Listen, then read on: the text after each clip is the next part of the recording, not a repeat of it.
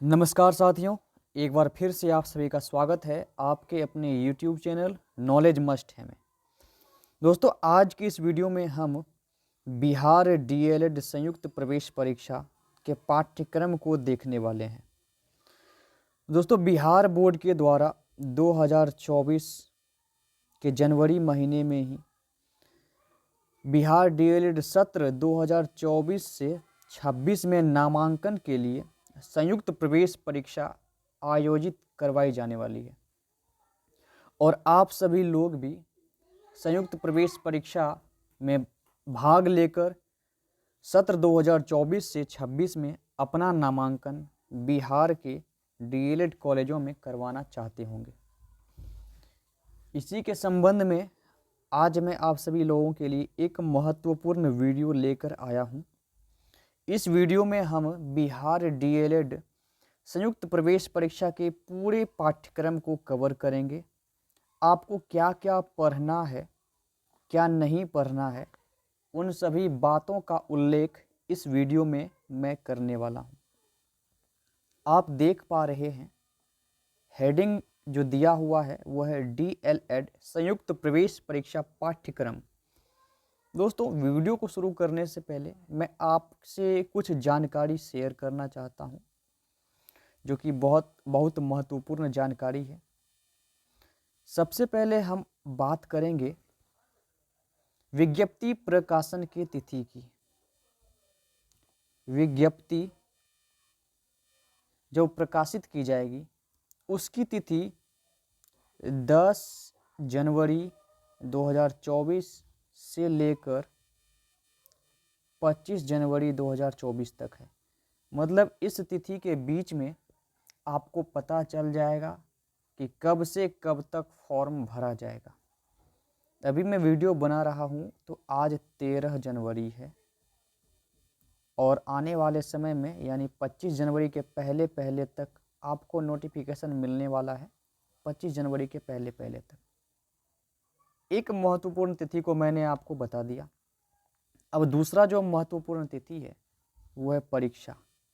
दोस्तों, आपका जो परीक्षा होगा वो कब होगा? तो बिहार बोर्ड के द्वारा जो ऑफिशियली एक कैलेंडर जारी किया गया है, उसमें बताया गया है कि 6 मार्च 2024 से लेकर 12 मार्च 2024 तक आपका एग्ज़ाम होगा, जो संयुक्त प्रवेश परीक्षा के नाम से जाना जाएगा। मतलब आप अगर देखते हैं तो आपके पास ज़्यादा समय तो नहीं है, मात्र 2 महीने का समय बचता है आपके पास। 2 मंथ का समय आपके पास है तैयारी करने के लिए। ऐसे में आपकी सटीक रणनीति क्या होनी चाहिए उसके बारे में भी इस वीडियो में मैं बात करूंगा। आपको केवल उन्हीं चीज़ों को पढ़ना है, केवल उन्हीं चीज़ों पे ध्यान देना है जो आपके लिए बहुत आवश्यक है। मैं यहाँ पे किसी भी प्रकाशक की पुस्तकों का प्रचार प्रसार नहीं करूँगा। आपको जेन्युइन चीज़ बताऊँगा जिसकी सहायता से, जिसकी हेल्प से आप एग्ज़ाम में अच्छा रैंक प्राप्त कर सकते हैं और गवर्नमेंट डीएलएड कॉलेज में अपना नामांकन ले सकते हैं। इसके लिए आपका पकड़ सिलेबस पर होना चाहिए, पाठ्यक्रम पर आपका पकड़ होना ही चाहिए। अगर पाठ्यक्रम पर आपका पकड़ हो जाता है, आपको अन्य किसी भी प्रकाशक की पुस्तकों की आवश्यकता नहीं होगी। लेकिन सिलेबस पर पकड़ आपका तभी हो पाएगा जब आप सिलेबस के बारे में गहरी जानकारी रखेंगे, और ये तभी हो पाएगा जब आप हमारे इस वीडियो को लास्ट तक देखेंगे। मेरा वादा है कि लास्ट तक देखने के बाद आपके अंदर से ज़रूर आवाज़ आएगी कि यह वीडियो वाकई में मेरे लिए सहायक सिद्ध होने वाली है, अगर आप इस वीडियो में बताई गई बातों पर अमल करते हैं तो। चलिए दोस्तों, बिना किसी देरी के इस वीडियो में आगे बढ़ते हैं। मैं यह वीडियो इसलिए बना रहा हूँ क्योंकि मैंने भी 2023 में डीएलएड संयुक्त प्रवेश परीक्षा में भाग लिया था और मैंने भी अच्छा रैंक प्राप्त किया था और वर्तमान समय में मेरा दाखिला सरकारी डीएलएड कॉलेज में हो चुका है और मैं डीएलएड का कोर्स कर रहा हूँ। मैंने अपनी तैयारी कैसे की यह भी मैं आपको बताऊंगा। मैंने कोई भी किताब कहीं से नहीं खरीदी, सिलेबस पे पकड़ बनाया, उसमें दिए हुए टॉपिक को अलग अलग सोर्स से ग्रहण किया, उसको बारीकी से समझने की हर संभव कोशिश की और ज़्यादा से ज़्यादा रिवीजन किया। इसके आधार पर मेरा एग्ज़ाम अच्छा गया और मेरा रैंक भी अच्छा आया और फर्स्ट मेरिट लिस्ट में ही मेरा नाम आ गया और गवर्नमेंट डीएलएड कॉलेज में हमारा दाखिला हो गया। खैर, इन सब चीज़ों के बारे में नेक्स्ट वीडियो में बात करेंगे। आज का जो हमारा टॉपिक है डीएलएड संयुक्त प्रवेश परीक्षा पाठ्यक्रम। दोस्तों, आपको इसमें पता होगा कि आपको कौन कौन से सब्जेक्ट पढ़ने हैं। मैं उनको पहले बता दूं कौन कौन से सब्जेक्ट आपको पढ़ने हैं। दोस्तों, आपको, अगर आप हिंदी माध्यम के छात्र हैं तो आपको हिंदी पढ़ना है। HND मैं लिख देता हूँ, आप समझ जाइएगा। नंबर 2 की बात करें तो आपको मैथ पढ़ना है, मैथ। तीसरे नंबर की बात करें तो आपको साइंस पढ़ना है, ठीक। और चौथे नंबर की बात करें तो आपको सोशल साइंस पढ़ना है, सोशल स्टडीज़ कह सकते हैं आप इसे। पाँचवें नंबर की बात की जाए तो आपको इंग्लिश पढ़ना है और छठे नंबर की बात की जाए तो रीजनिंग पढ़ना है। तो इन 6 सब्जेक्ट को आपको पढ़ना है और इन 6 सब्जेक्ट को किस तरीके से पढ़ना है, क्या क्या पढ़ना है। वैसे तो कोई भी सब्जेक्ट का कोई लिमिटेशन नहीं होता है। अगर उसको विस्तृत तरीके से पढ़ा जाए तो उसमें आप बहुत दूर तक जा सकते हैं, बहुत गहराई से पढ़ सकते हैं। लेकिन उतना पढ़ने की आवश्यकता नहीं है। आपको क्या पढ़ना है और क्या आपसे पूछा जाएगा, केवल उसी पे फोकस करना है और उसी के लिए सिलेबस जारी किया जाता है किसी भी प्रतियोगिता परीक्षा के लिए। तो उसी सिलेबस के बारे में चर्चा होने वाली है। सभी विषय के बारे में मैं आपको बताऊंगा। आप सभी को पहले से ही पता होगा कि 120 अंक का आपका एग्ज़ाम होने वाला है और 120 अंक के एग्ज़ाम में अगर आप 80 का स्कोर गेन कर लेते हैं या फिर 80 प्लस का स्कोर गेन कर लेते हैं तो गवर्नमेंट डीएलएड कॉलेज में 100% आपका नामांकन हो जाएगा। आपको टारगेट रखना है दोस्तों 80 प्लस का। उसके लिए अभी से तैयारी करनी होगी, जोरदार तरीके से तैयारी करनी होगी, बिना इधर उधर ध्यान भटकाए सटीक रणनीति बना करके तैयारी करनी होगी। सिलेबस को पहले आप कंप्लीट कर लीजिए, 2-3 बार रिवीजन कर लीजिए। उसके बाद आपको जो भी पढ़ना है अलग अलग सोर्स से आप पढ़ सकते हैं। लेकिन जो फंडामेंटल चीज़ है, जो बेसिक है, वो सिलेबस आपको कम से कम कंप्लीट करना है। दोस्तों, सबसे पहले हम बात करेंगे हिंदी के सिलेबस की। सामान्य हिंदी, जो उर्दू भाषी छात्र हैं उन्हें हिंदी नहीं पढ़ना होगा, उन्हें उर्दू पढ़ना होगा। हिंदी के बदले में उर्दू पढ़ना होगा। हिंदी में आप देख पा रहे हैं सामान्य हिंदी, जो कि मैट्रिक के लेवल का होगा। सामान्य हिंदी दोस्तों मैट्रिक के लेवल का है। इसमें आपको संधि पढ़ना है प्रकार सहित। संधि किसे कहते हैं, संधि के कितने प्रकार होते हैं, इसको देखना होगा। समास पढ़ना है, रचना और प्रकार सहित पढ़ना है, रचना के आधार पर, और समास की रचना किस प्रकार से होती है, समास के प्रकार कितने होते हैं, इन सभी को कवर करना है। फिर संक्षेपण भी देखना है आपको। संक्षेपण, मैंने जो एग्ज़ाम दिया था उसमें संक्षेपण से सवाल तो नहीं आया था। हो सकता है सिलेबस में दिया हुआ है तो आपसे सवाल पूछ लिया जाए। संक्षेपण में क्या देखना है, अनेक तरह के गद्यावतरणों के संक्षेपण से संबद्ध अभ्यास।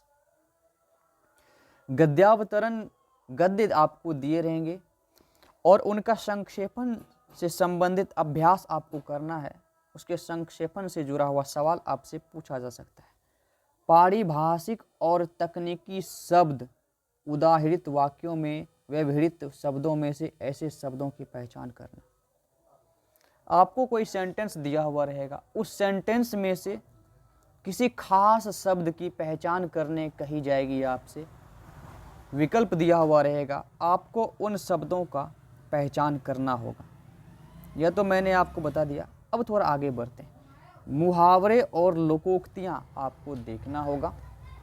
वाक्य प्रयोग, वाक्य वाला जो चैप्टर है सेंटेंस का प्रयोग, उसको कंप्लीट करना है। वाक्य शुद्धि भी देखना है। पदबंध, पदबंध के बाद वाच्य एवं उनके भेद और वाक्य के प्रकार, ये आपका हिंदी ग्रामर से सिलेबस है।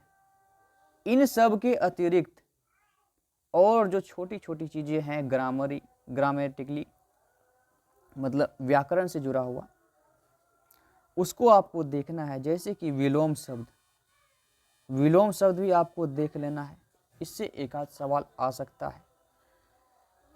पर्यायवाची शब्द देखना है दोस्तों, पर्यायवाची शब्द, पर्यायवाची शब्द।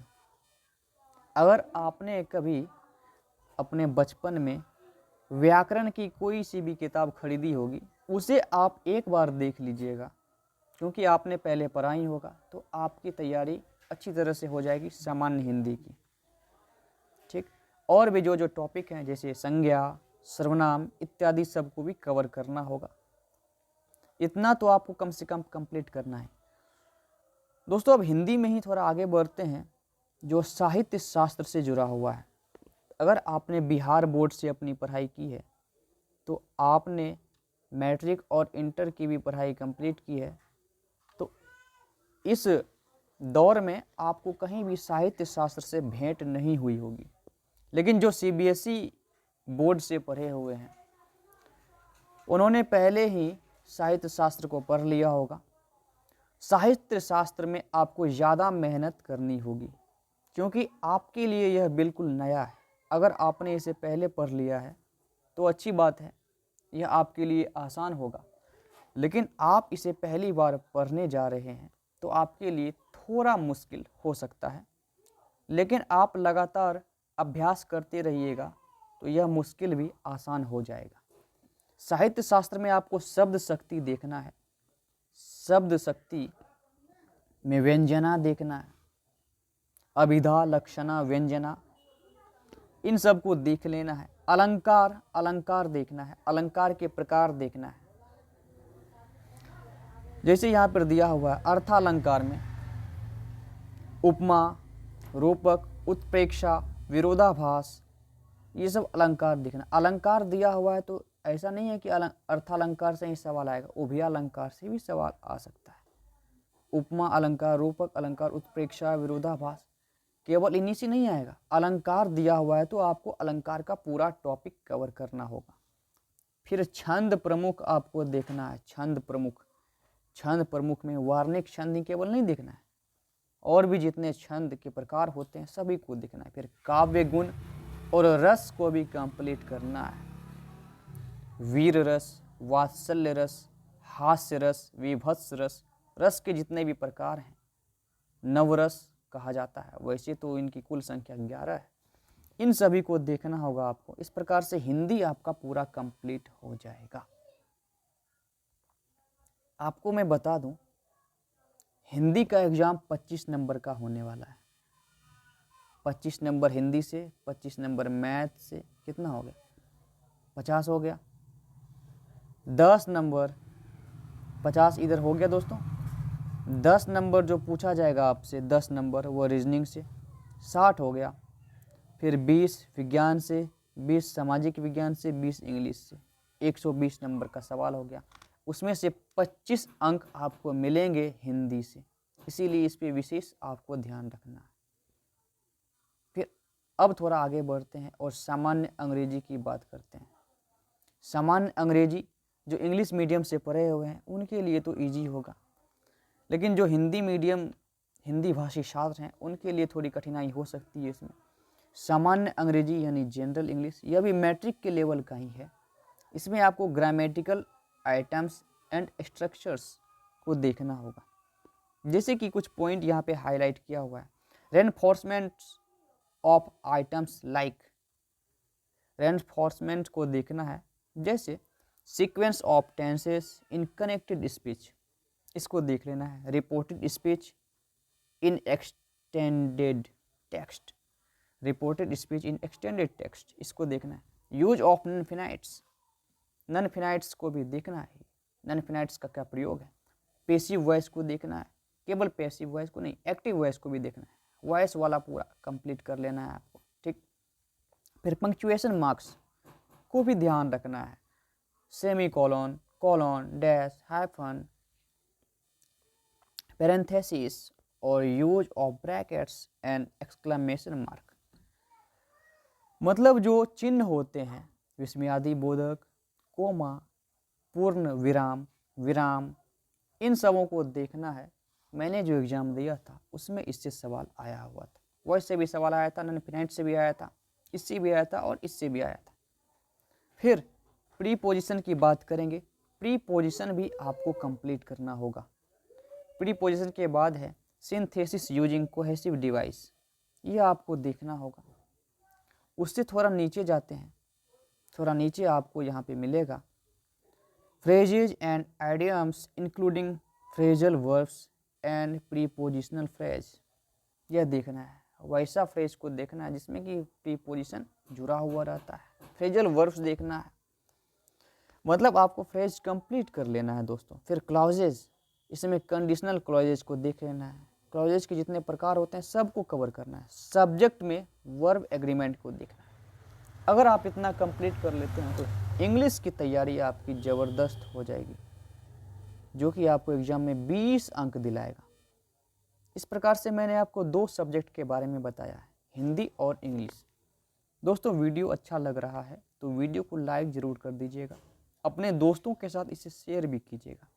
और अभी तक हमारे चैनल को आपने सब्सक्राइब नहीं किया है तो हमारे चैनल को सब्सक्राइब भी कर लीजिए, क्योंकि इस चैनल के माध्यम से समय समय पर आपके लिए मार्गदर्शक वीडियो मिलेंगे। अब गणित की बात करते हैं। दोस्तों गणित, आप कोई भी प्रतियोगिता परीक्षा का किताब देख लीजिए जो कि बिहार डीएलएड की तैयारी कराने की बात करता है, उसमें यहाँ जो सिलेबस आप देख रहे हैं इससे बहुत ही कम टॉपिक वहाँ पे रहता है। वहाँ केवल व्यावसायिक गणित भरा हुआ है, जो रेलवे, ग्रुप डी, एसएससी इत्यादि की तैयारी करता है, केवल वही सब भरा हुआ है। जितने भी प्रकाशक की किताब आप उठा के देख लीजिए, वहाँ पे आपको बीज गणित के बारे में कोई जिक्र नहीं मिलेगा, ना नियामक ज्यामिति मिलने वाला है। क्षेत्र मिति से मिल भी जाए लेकिन सांख्यिकी और त्रिकोणमिति से कोई सवाल नहीं मिलेगा।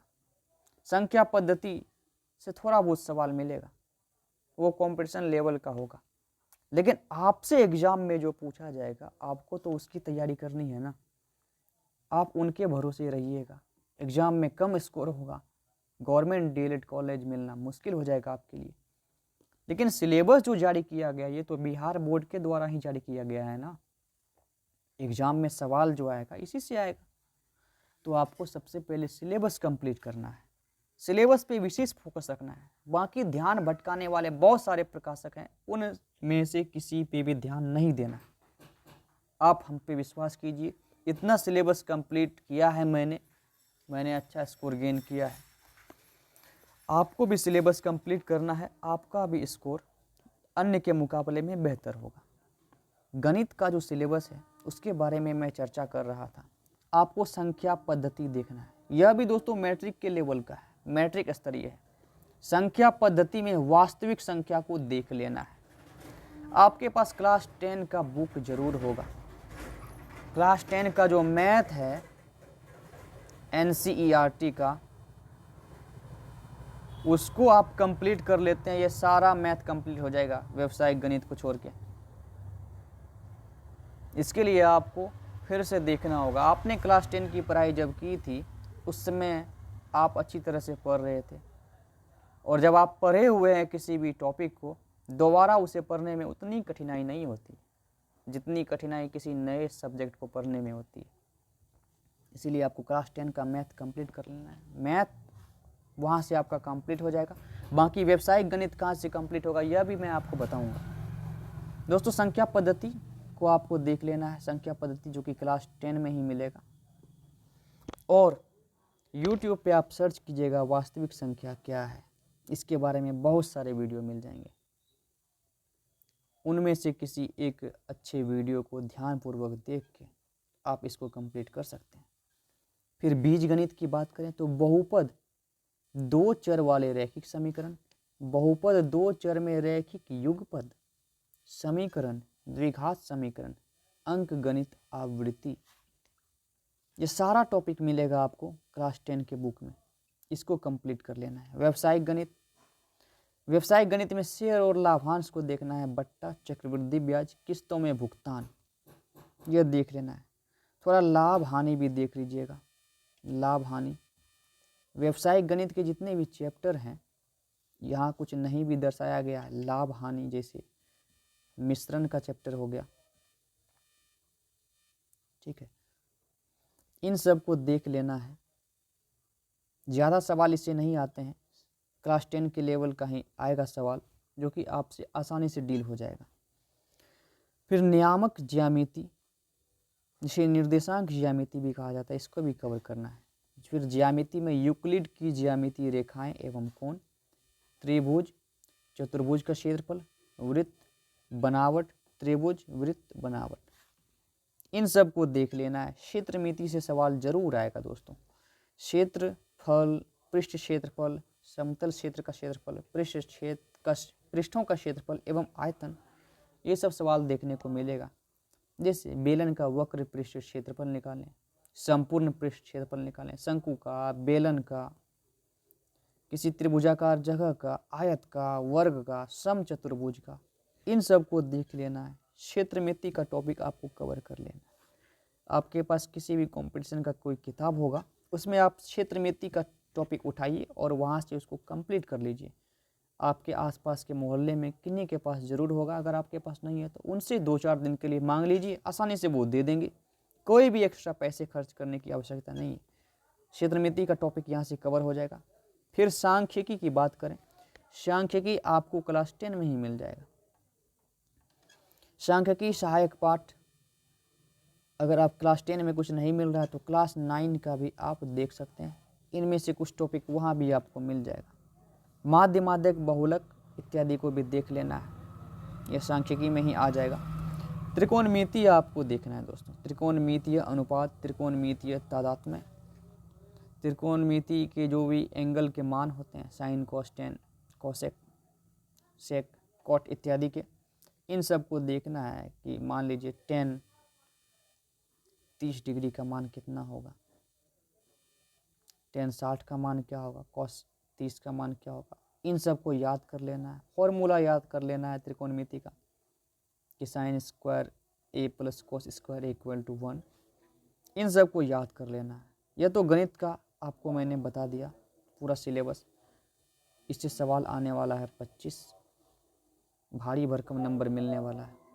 इस प्रकार से मैंने आपको 25 हिंदी का, 25 मैथ का और 20 इंग्लिश का 70 नंबर का सिलेबस कंप्लीट करा दिया है।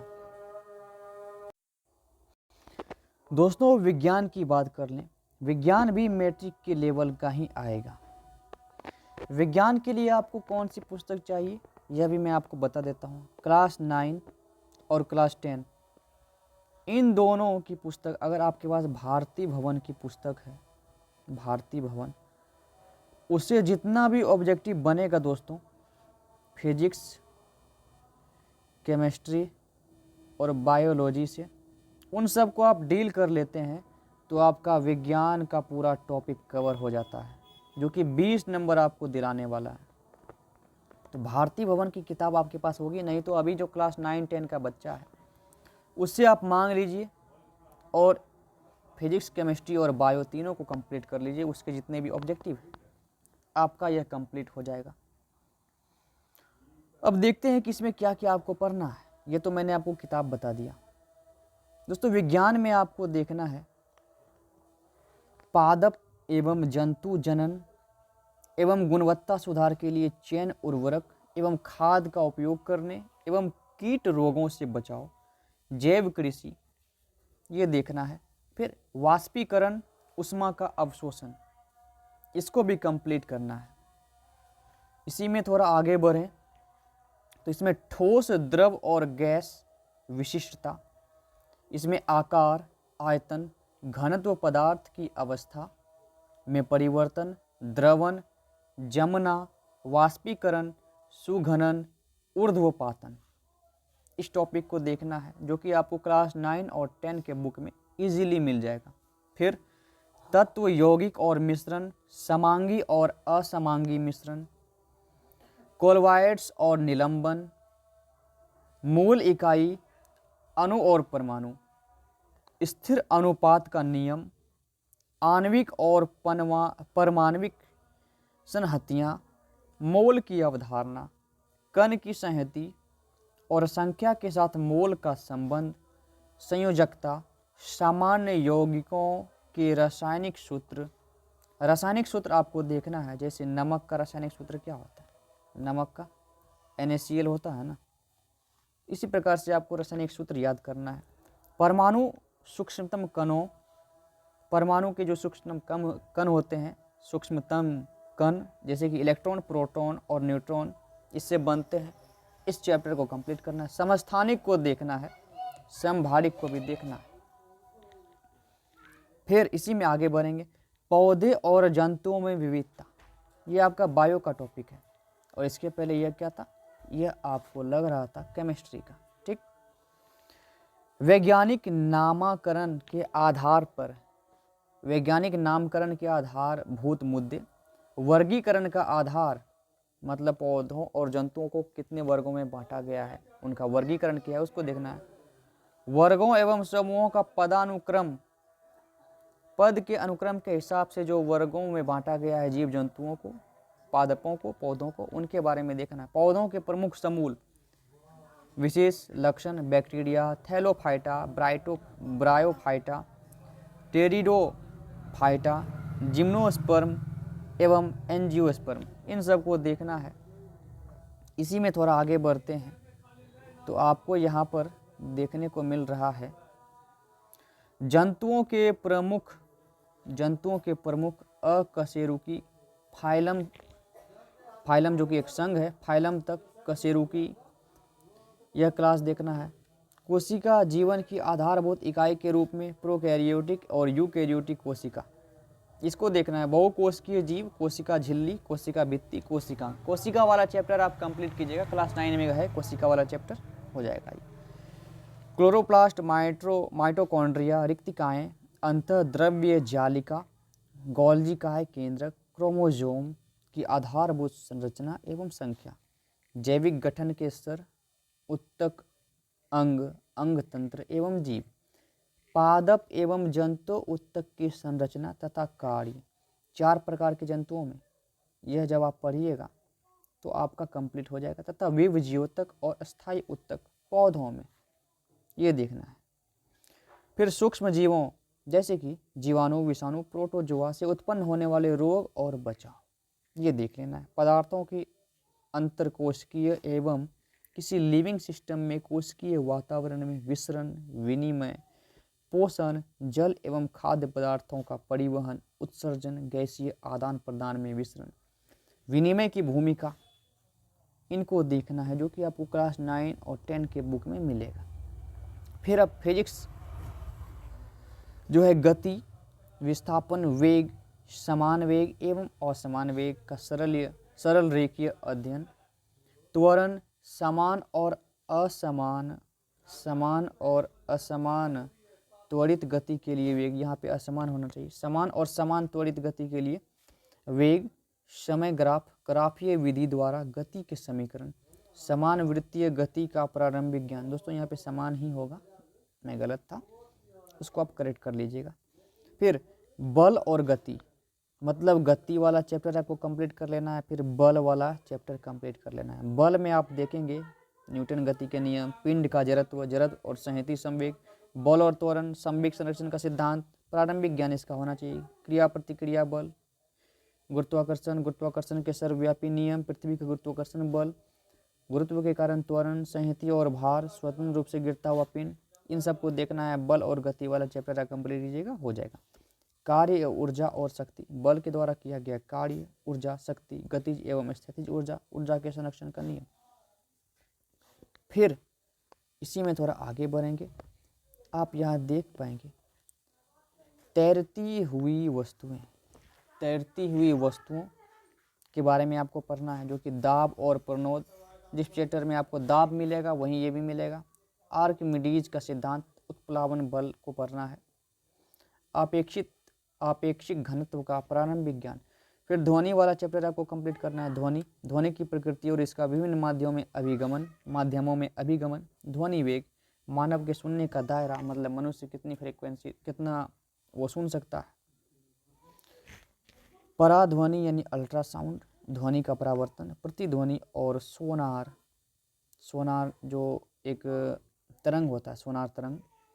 मानव कान की संरचना, मात्र सुनने की प्रक्रिया। पूरा टॉपिक कवर नहीं करना है, बस थोड़ा थोड़ा देख लेना है।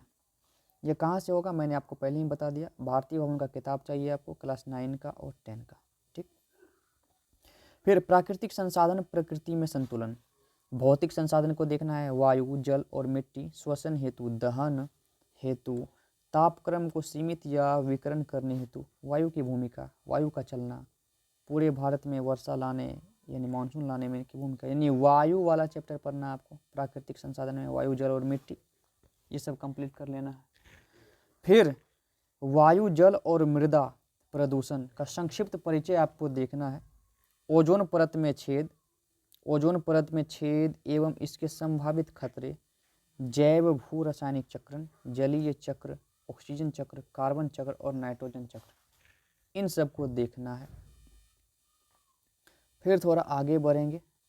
आगे बढ़ने पर दोस्तों हम पाते हैं साइंस का टॉपिक थोड़ा लंबा चौड़ा है, नंबर मात्र 20 है, लेकिन फिर भी आप देख लीजिएगा, क्योंकि आपको गवर्नमेंट कॉलेज से दूर करने के लिए 1 नंबर काफ़ी होता है, इसीलिए इन सबको देखना आवश्यक हो जाता है, क्योंकि इस बार कंपटीशन बहुत ही हाई जाने वाला है, कट ऑफ भी ऊपर रहेगा। अम्ल, भस्म और लवण, सामान्य गुण इसका देखना है। उदाहरण और उपयोग भी देखना है। रासायनिक प्रतिक्रियाओं के प्रकार, संयोगी प्रतिक्रिया, विघटन प्रतिक्रिया, विस्थापन प्रतिक्रिया, द्विविस्थापन प्रतिक्रिया, अवक्षेपण प्रतिक्रिया, उदासीनीकरण, हाइड्रोजन और ऑक्सीजन की प्राप्ति तथा हानि के संदर्भ में ऑक्सीकरण एवं अवकरण की व्याख्या, ये देख लेना है। फिर धातु वाला चैप्टर आपको देखना है। धातु कर्मीय प्रक्रिया, धात्विकी, सामान्य धातुओं के गुण, रासायनिक बंधन, आबंध का सामान्य ज्ञान, कार्बन के यौगिक और इसके संदर्भ में रासायनिक आबंध का सामान्य ज्ञान, संतृप्त हाइड्रोकार्बन, एल्कोहल, कार्बोक्सिलिक एसिड, इन सबको देखना है। फिर तत्वों का वर्गीकरण, ऐतिहासिक पृष्ठभूमि, तत्वों में मेंडलीव की आवर्त सारणी, आवर्त तालिका जो है मेंडलीव के द्वारा जो बनाई गई है, तत्वों के गुणों का परिवर्तन, इन सबको देखना है, यानी आवर्त सारणी वाला चैप्टर आपको कंप्लीट कर लेना है। फिर हमारा पर्यावरण की समस्याएं, जैसे हम क्या कर सकते हैं, पर्यावरण की समस्याएं बहुत सारी, इसमें हम क्या कर सकते हैं, इससे रिलेटेड सवाल आपसे आ सकता है, पूछा जा सकता है। जैव विघटित, जैव अविघटित, ओजोन क्षरण, इन सब को कवर करना है, जो कि मैंने पहले ही बता दिया। क्लास 9 और 10 के भारतीय भवन के बुक को आपको कंप्लीट कर लेना है। फिर सजीव को देखना है। सजीव को परिभाषित करें। पौधों एवं जंतुओं में पोषण, श्वसन, परिवहन एवं उत्सर्जन की मौलिक अवधारणा।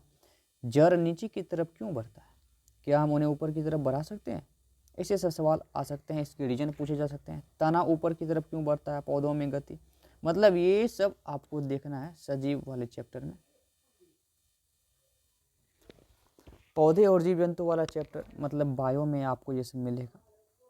पौधों में गति, पौधों में हार्मोन एक परिचय, जंतुओं में नियंत्रण तथा समन्वय, ऐच्छिक अनैच्छिक तथा प्रतिवर्ती क्रियाएं, तंत्रिका तंत्र, रासायनिक समन्वय, जंतु हार्मोन इत्यादि।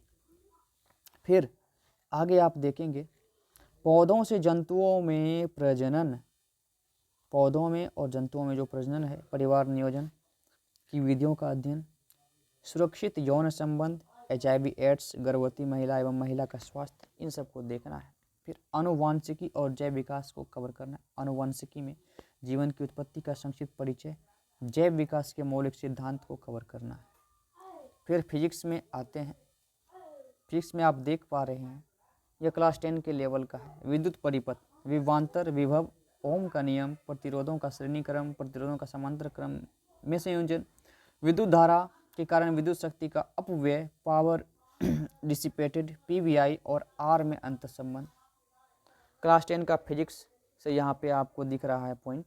फिर चुंबक को देखना है, चुंबकीय क्षेत्र, चुंबकीय बल रेखाएं, धारावाहित तार के कारण चुंबकीय क्षेत्र में कुंडली में क्षेत्र, कुंडली में प्रवाहित धारा के कारण चुंबकीय क्षेत्र, धारावाहित चालक पर बल, फ्लेमिंग का वाम हस्त नियम, विद्युत मोटर, विद्युत चुंबकीय अभिप्रेरण, इलेक्ट्रोमैग्नेटिक इंडक्शन, अभिप्रेरित विभवांतर, अभिप्रेरित धारा, विद्युत जनित इलेक्ट्रिक जनरेटर, सिद्धांत और कार्य, दिष्ट धारा, प्रत्यावर्ती धारा की आवृत्ति, प्रत्यावर्ती धारा का दिष्ट धारा पर लाभ, घरेलू विद्युत परिपथ। इन सब को आपको कंप्लीट कर लेना है दोस्तों।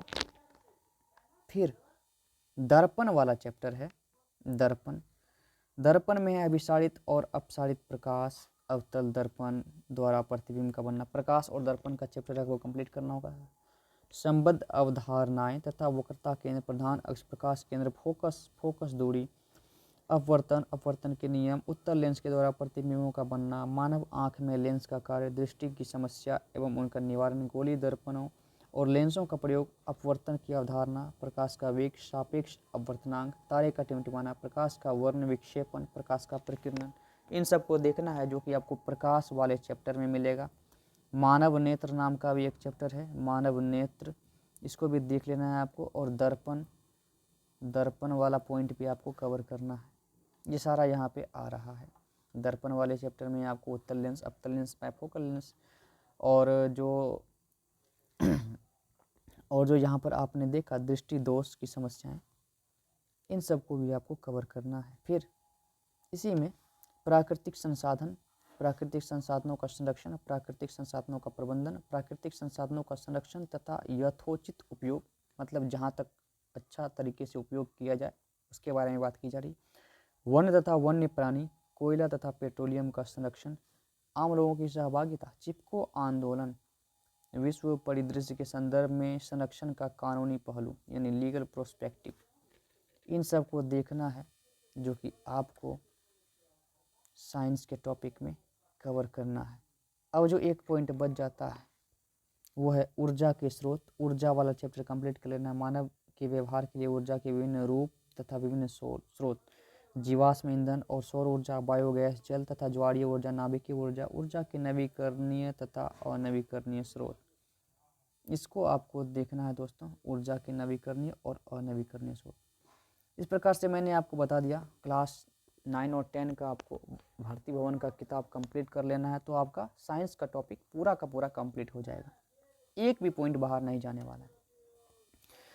और सामाजिक अध्ययन में भी आपको वही करना है। क्लास 9 और 10 की जितनी भी सामाजिक अध्ययन की किताबें हैं भारती भवन की ही बेस्ट रहेगी, या फिर आप बिहार बोर्ड के द्वारा जारी किए गए किताब से भी तैयारी कर सकते हैं, वह भी काफ़ी हो जाएगा। लेकिन अगर भारती भवन मिल जाता है तो प्रायोरिटी आप उसे दे सकते हैं। सामाजिक अध्ययन आपसे 20 नंबर का इससे सवाल देखने को मिलेगा एंट्रेंस एग्जाम में। इसमें आपको भौगोलिक खोज जो कि क्लास 9 के हिस्ट्री का चैप्टर है, क्लास 9 के हिस्ट्री का भौगोलिक खोज का परिणाम, अमेरिकी स्वतंत्रता संग्राम, फ्रांस की क्रांति, नाजीवाद और हिटलर, प्रथम विश्व युद्ध और द्वितीय विश्व युद्ध, आदिवासी समाज और उपनिवेशवाद, आदिवासी समाज में उपनिवेशवाद की विरुद्ध गोलबंदी, बिरसा मुंडा, चुआर, तिलका मांझी, बसरा आदि, कृषि और खेती और समाज, वर्तमान समय में ग्रामीण अर्थव्यवस्था में परिवर्तन, संदर्भ बिहार में क्या क्या अर्थव्यवस्था में परिवर्तन आ रहा है, केला, गन्ना, गेहूँ, लीची, संयुक्त राज्य अमेरिका में गेहूँ, कपास इत्यादि, यह देखना है। राष्ट्रसंघ के बारे में देख लेना है, क्लास 9 का ही है, ये सब हिस्ट्री का टॉपिक है। राष्ट्रसंघ का प्रयास, राष्ट्रसंघ की विफलता, संयुक्त राष्ट्रसंघ की स्थापना वगैरह से सवाल आ सकता है। ये भी सवाल आ सकता है क्या भारत संयुक्त राष्ट्र संघ के संस्थापक सदस्यों में से एक था, हाँ या नहीं, इसका आपको जवाब देना होगा। ये आप तभी दे पाएंगे जब आप इस टॉपिक को कवर करेंगे जो कि क्लास 9 के हिस्ट्री के बुक में आपको मिलेगा।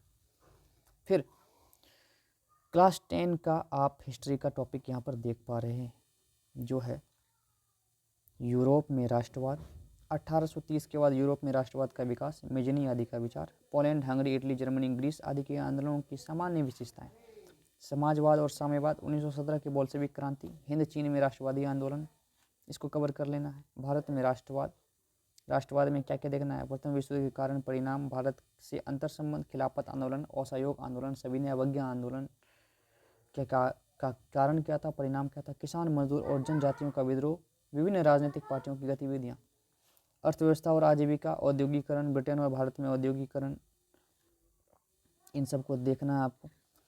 औद्योगिक उत्पादन एवं कुटीर उद्योगों के बीच संबंध, मजदूरों की आजीविका, ब्रिटेन और भारत से जुड़ी हुई, संगठित और असंगठित क्षेत्रों में काम करने वाले ब्रिटेन और भारत के मजदूरों का जीवन स्तर, शहरीकरण और शहरी जीवन, ये सब आपको मिलेगा क्लास 10 के इतिहास के बुक में। फिर इतिहास का है यहाँ पे चैप्टर है, वो चैप्टर है व्यापार और भूमंडलीकरण, ग्लोबलाइजेशन। 19वीं तथा प्रारंभिक यानी कि 20वीं सदी के प्रारंभिक स्थिति में विश्व बाजार का विस्तार और एकीकरण, दो महायुद्धों फर्स्ट वर्ल्ड वार और सेकेंड वर्ल्ड वार के दरमियान व्यापार और अर्थव्यवस्था, 1950 के दशक के बाद परिवर्तन, प्रेस संस्कृति और राष्ट्रवाद, 19वीं सदी के भारत में प्रेस का विकास, प्रिंट संस्कृति, आम बहस और राजनीतिक संबंध। ये है क्लास 9 और 10 का इतिहास का टॉपिक, जो कि आपको बिहार बोर्ड के द्वारा जारी किए गए किताब में भी आसानी से मिल जाएगा। अब थोड़ा आगे बढ़ते हैं। अब यहाँ पे आप देख पा रहे हैं भूगोल का टॉपिक शुरू हो रहा है। क्लास 9 का भूगोल है, स्थिति और विस्तार। ये भारत की स्थिति की बात हो रही है। विश्व मानचित्र पर भारत की स्थिति, भारत का भौगोलिक विस्तार, अपवाह स्वरूप, अपवाह तंत्र, नदियाँ, जलाशय, मानव सभ्यता की जीवन रेखा के रूप में नदियाँ, नदियों का संरक्षण एवं प्रदूषण की रोकथाम के उपाय, मानव जीवन पर प्रभाव, भारतीय जलवायु को प्रभावित करने वाले कारक, प्राकृतिक वनस्पति एवं वन्य प्राणी, वनस्पतियों के प्रकार, महत्व, वितरण, वनों में निवास करने वाले जीव जंतुओं की उपयोगिता का महत्व, वनस्पति एवं जीव जंतुओं का संरक्षण। क्लास 9 के जियोग्राफी की किताब में ये मिलेगा। फिर इसी किताब में मिलेगा आपको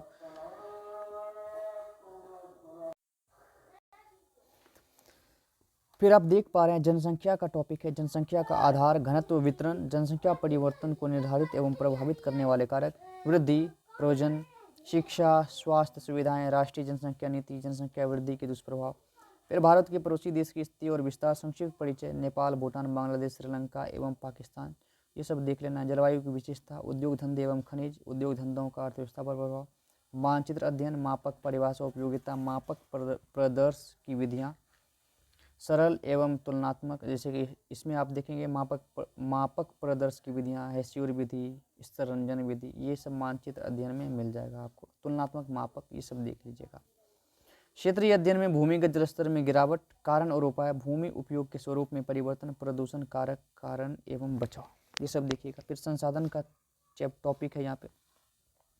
संसाधन का महत्व, प्रकार, संसाधन नियोजन, संसाधनों का महत्व, सतत विकास की अवधारणा, प्राकृतिक संसाधन, भूमि संसाधन, मृदा संसाधन, मृदा के प्रकार, वितरण, भूमि का उपयोग का बदलता स्वरूप, भू क्षरण और भू संरक्षण, ये सब भूगोल का ही टॉपिक है। ठीक, फिर इसी में थोड़ा आगे बढ़ते हैं। पूरा टॉपिक मैं आपको कवर करने वाला हूँ। आपको धैर्य के साथ इस वीडियो को देखना है। यह समय आपका बर्बाद नहीं हो रहा है दोस्तों।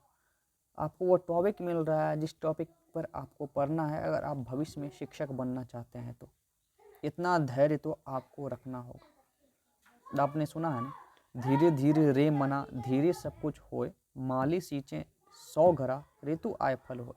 आपको मेहनत करनी होगी, समय आने पर इसका फल जब अवश्य मिलेगा दोस्तों। आपका मेहनत बेकार नहीं होगा। फिर कृषि संसाधन देखना है, रोजगार, उत्पादन, खाद्य सुरक्षा, वैश्वीकरण एवं कृषि पर इसका प्रभाव, पशुपालन और मत्स्य पालन, ये सब देखना है दोस्तों। आप इतने देर तक इस वीडियो को देख रहे हैं, मतलब आपके अंदर धैर्य है, आपके अंदर कुछ करने की इच्छा है, और इतना समर्पण देने के लिए दोस्तों आपका बहुत बहुत शुक्रिया। आगे बढ़ते हैं, जल संसाधन की बात करते हैं। जल के स्रोत, वितरण, जल संसाधन का उपयोग, बहुउद्देशीय परियोजनाएं, जल संकट, जल संरक्षण एवं प्रबंधन की आवश्यकता, वर्षा जल संग्रहण एवं उसका पुनर्चक्रण, सोन परियोजना का अध्ययन। जल संसाधन वाला टॉपिक आपको कवर करना है। फिर खनिज संसाधन, क्लास 10 का है ये सारा का सारा। खनिजों के प्रकार, वितरण, खनिजों का आर्थिक महत्व एवं खनिजों का संरक्षण, वन एवं वन्य प्राणी संसाधन, प्रकार, वितरण, वन संपदा, मतलब कहाँ कहाँ वन के प्रकार क्या क्या हैं, कितने वन कहाँ हैं, सबसे अधिक वन किस राज्य में है भारत में, किस इलाके में, बिहार में कितना जंगल है, इन सब टॉपिक से सवाल आएगा। वन्य जीवों का ह्रास एवं संरक्षण, वन्य जीव एवं जैव विविधता की उपयोगिता। फिर शक्ति संसाधन, शक्ति संसाधन के प्रकार, परंपरागत और गैर परंपरागत शक्ति के साधन, वितरण, उपयोग तथा संरक्षण, इन सब को कवर करना है। फिर इसके बाद निर्माण और उद्योग। निर्माण और उद्योग वाला टॉपिक है। उद्योगों का वर्गीकरण, क्षेत्रीय वितरण, राष्ट्रीय अर्थव्यवस्था में उद्योगों का योगदान। इससे पूछा जाएगा कि कौन से उद्योग कहाँ है, जैसे Tata iron and steel company की स्थापना कहाँ हुई, किसने की, कहाँ है ये कंपनी, और भी बहुत सारे सवाल आ सकते हैं इससे जुड़े हुए। जैसे कि डालमिया नगर कहाँ है, डालमिया नगर किस लिए प्रसिद्ध है, भारत में कागज उद्योग का कारखाना कहाँ है, किस राज्य में अधिक पैमाने पर कागज उद्योग होता है। ऐसे सवाल आपको मिल जाएंगे। वैश्वीकरण का भारतीय अर्थव्यवस्था पर प्रभाव, उद्योगों से उत्पन्न प्रदूषण का प्रभाव, प्रदूषण को नियंत्रित करने का उपाय। परिवहन, संचार और व्यापार वाला टॉपिक भी आपको देखना होगा। परिवहन के प्रकार एवं महत्व, संचार के माध्यम एवं उनका महत्व, राष्ट्रीय एवं अंतर्राष्ट्रीय व्यापार पर परिवहन एवं संचार के साधनों का प्रभाव। जनजीवन पर प्रभाव क्या है, पर्यावरण का, परिवहन का, संचार का, व्यापार का, इन सबको देखना है। फिर बिहार प्राकृतिक संसाधन एवं जनसंख्या, बिहार के प्राकृतिक संसाधनों को देखना है और यहाँ की जनसंख्या के बारे में अध्ययन करना है, जो है कृषि संसाधन, जल संसाधन, वन्य जीव एवं संरक्षण, खनिज संसाधन, बिहार में कौन कौन से खनिज हैं, शक्ति संसाधन कौन कौन से हैं बिहार में, बिहार से जुड़े हुए, उद्योग एवं परिवहन, जनसंख्या, आकार, घनत्व, वितरण, नगरों का विकास, ये सब आप देखिएगा। फिर लोकतंत्र वाला चैप्टर आ जाता है। लोकतंत्र के प्रकार पूछे जाएंगे, कुछ परिभाषा दिया रहेगा, जैसे कि लोकतंत्र जनता का, जनता द्वारा जनता के लिए शासन है, किसने कहा है, अब्राहम लिंकन ने कहा है। ऐसे सवाल आपसे पूछे जा सकते हैं, जैसे भारत में किस प्रकार का लोकतंत्र है, अप्रत्यक्ष लोकतंत्र है या फिर प्रत्यक्ष लोकतंत्र है। ये आप जवाब तभी दे पाएंगे जब आप इस टॉपिक को कवर किए हुए रहेंगे। इसमें है समकालीन विश्व में लोकतंत्र, लोकतंत्र का व्यापक अर्थ, संविधान निर्माण, भारतीय संविधान की विशेषताएं, लोकतंत्र में चुनावी राजनीति, क्योंकि क्लास 9 और 10 के बुक में मिलेगा, मैं पहले ही कई बार कह चुका हूँ, एक बार और कह रहा हूँ। फिर इसी में थोड़ा आगे बढ़ेंगे। आप देख पा रहे हैं भारत में चुनावी प्रणाली, निर्वाचन क्षेत्र, आरक्षित और अनारक्षित, मतदाता सूची, वोटर लिस्ट जिसे कहते हैं, चुनाव अभियान, मतदान और मतगणना, संसदीय लोकतंत्र की संस्थाएं, संसदीय लोकतंत्र में निर्णय लेने वाली संस्थाएं जैसे संसद, राष्ट्रपति, प्रधानमंत्री और मंत्रिपरिषद, उच्चतम न्यायालय, तीनों संस्थाओं के अंतर संबंध, मतलब क ख ग तीनों के बीच क्या क्या संबंध है, इसके बारे में देखना होगा। ये भारत संसदीय लोकतंत्र की संस्थाओं में आप देख लीजिएगा। लोकतांत्रिक अधिकार, मौलिक अधिकार, अधिकारों का बढ़ता दायरा, मानवाधिकार, सूचना का अधिकार, ये सब आपको देखना है। सत्ता की साझेदारी, लिंग भेद एवं सांप्रदायिक विभेद, इस टॉपिक को देखना है। सत्ता में साझेदारी की कार्यप्रणाली, लोकतंत्र में प्रतिस्पर्धा एवं संघर्ष, प्रतिस्पर्धा एवं संघर्ष के अर्थ, जनसंघों की भूमिका, राजनीतिक दल क्या है, भारत के प्रमुख राजनीतिक दल, राजनीतिक दलों में प्रतिस्पर्धा का लोकतंत्र के सशक्तिकरण में और राष्ट्रीय विकास में क्या योगदान है, इन सबको देखना, जो कि क्लास 9 और 10 के टॉपिक में ही मिलेगा। अब अंतिम पड़ाव पे हैं दोस्तों, आपको देखना है लोकतंत्र की उपलब्धियां, उत्तरदायी और वैध शासन, आर्थिक संवाद और विकास, सामाजिक विषमता और सामंजस्य, भारतीय लोकतंत्र कितना सफल है, भारत में लोकतंत्र की सफलता के कारक तत्व, लोकतंत्र की चुनौतियां, ये सब आपको देखना है। कहाँ देखना है, क्लास 9 और 10 के बुक में, वो चाहे भारतीय भवन का हो या फिर बिहार बोर्ड का हो। इससे आपको 20 नंबर का सवाल मिलने, 20 नंबर का क्वेश्चन देखने को मिलेगा। अब एक और महत्वपूर्ण विषय की बात कर लें, जो है रीजनिंग। यह 10 नंबर दिलाएगा आपको एग्जाम में। इसमें टाइम भी बहुत अधिक लगता है अगर आप इसे नहीं समझते हैं तो। मैंने पहले ही कहा था, आपके आसपास के गांव मोहल्ले में कोई कंपटीशन की तैयारी करता है, प्रतियोगिता परीक्षा की तैयारी करता है, उससे आप कोई बुक ले लीजिएगा, कोई सी भी पतली सी रीजनिंग की बुक ले लीजिएगा, उसको आपको कंप्लीट करना है। क्या क्या टॉपिक कंप्लीट करना है वो मैं आगे बताऊंगा। किताब उससे मांग लेना है 2-4 दिन के लिए, उसको कवर करना है। जो आपको समझ में नहीं आ रहा है यूट्यूब पे सर्च करना है, उससे रिलेटेड वीडियो आपको देखना है, सब आसानी से हो जाएगा दोस्तों। कुछ भी एक्स्ट्रा आपको नहीं करना होगा, न कुछ खरीदना होगा, बिल्कुल फ्री ऑफ कॉस्ट में आपकी पूरी तैयारी हो जाएगी। लेकिन आपको धैर्य रखना होगा और कठिन परिश्रम भी करना होगा। प्रचंड पुरुषार्थ की आवश्यकता है दोस्तों, तभी आप आसानी से अच्छा स्कोर गेन कर सकते हैं एग्जाम में। अब जो हमारा आखिरी टॉपिक है, सिलेबस के आखिरी पड़ाव में आ चुके हैं, वो है तार्किक एवं विश्लेषणात्मक क्षमता, लॉजिकल एंड एनालिटिकल रीजनिंग, इसमें आपको analogy, classification, series, coding decoding, blood relations, direction sense test, दिशा परीक्षण, logical Venn diagrams, alphabet test, sitting arrangement, mathematical operations, arithmetical reasoning, inserting the missing character, मतलब बहुत सारा कैरेक्टर लिखा हुआ रहेगा, उसमें से जो भी कैरेक्टर गायब रहेगा उसमें अपने तर्क के हिसाब से जो उसके लिए सूटेबल है उसको लिखना होगा। Number, ranking and time, sequence test, eligibility test, ये सब देखना होगा आपको, योग्यता परीक्षण। फिर इसी में दूसरा पॉइंट है syllogism, statement and arguments, statement and assumptions, statement and course of action, statement and conclusion, deriving conclusion, assertion and reason, punchline, situation reaction test, situation reaction test, cause and effect, analytical reasoning, ये सब आपको देखना है। Reasoning में मतलब आपको कथन और निष्कर्ष वाला टॉपिक भी देख लेना है। कथन और निष्कर्ष जो रहता है दोस्तों, कथन और निष्कर्ष ये आपको कवर करना है।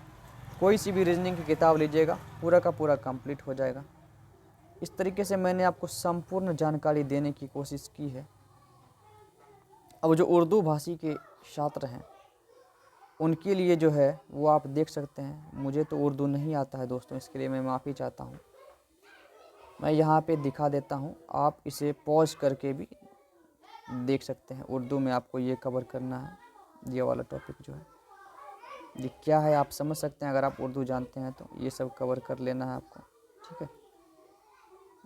वीडियो को पॉज करके आप देख सकते हैं ये पूरा का पूरा टॉपिक। वीडियो को रोक लीजिएगा, इसको नोट कर लेना है कि क्या क्या आपको कवर करना है, ठीक। फिर धीरे धीरे आपको पूरा ये कवर कर लेना है दोस्तों। ये उर्दू का जो सिलेबस है इसको कवर कर लेना है। अब मैं इस पर थोड़ी चर्चा कर लूँ, 1-2 मिनट और लूँगा दोस्तों आपका, ज़्यादा नहीं। आप इतने देर से देख रहे हैं इसके लिए आपका एक बार फिर से बहुत बहुत धन्यवाद। मैंने आपको बताया हिंदी की तैयारी आपकी कैसी होगी। हिंदी की होगी, आपको कोई भी एक व्याकरण की किताब देखनी होगी। व्याकरण की किताब, मैथ क्लास 10 और क्लास 9 का बुक चाहिए आपको। और कोई भी प्रतियोगिता परीक्षा का जो किताब है वो थोड़ा सा देख लेना है, जो कि व्यावसायिक गणित पूछा जाएगा। फिर इंग्लिश की बात करें, इंग्लिश की कोई भी सी भी ग्रामर की बुक ले लेनी है। अगर आपके पास आर के सिन्हा का है पहले से, सामान्य तौर पर हम लोग बचपन में यही पढ़ा करते थे, आर के सिन्हा का किसी भी प्रकाशक की किताब आपके पास पहले से है, इंग्लिश ग्रामर वहाँ से देख लीजिएगा। ये 3 सब्जेक्ट का हो गया, 25 इससे, 25 इससे और 20 इससे, 70 का हो गया।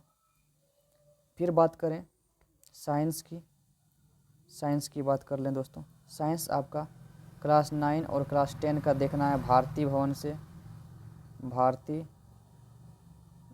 से देखना है, ठीक है। फिर सोशल स्टडीज़ यानी सामाजिक अध्ययन का भी आपका देखना है, क्लास 9 और 10 का, यह भी भारती भवन से देखना है, ठीक। समझ जाइएगा, मैं शॉर्ट में लिख देता हूँ। अगर आपके पास बिहार बोर्ड के द्वारा जारी की गई किताब है तो आप उससे भी देख सकते हैं। यह आपको देगा 20 नंबर, यह भी 20 नंबर देगा। कुल मिला के 110 नंबर का हिसाब मैंने बता दिया है। 70 पहले प्लस 40 इधर, 110 हो गया। अब जो बाकी 10 नंबर बचता है वो है रीजनिंग का टॉपिक। रीजनिंग का इसके लिए कोई भी आप इसको कंप्लीट करने से आपको 10 नंबर मिलेगा।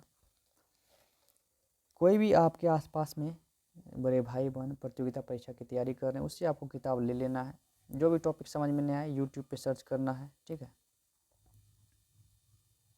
आपको उससे रिलेटेड वीडियो मिल जाएगा, आसानी से तैयारी कर लीजिएगा। इस प्रकार से आपका 120 अंक का जो एग्ज़ाम है दोस्तों वो कंप्लीट हो जाएगा।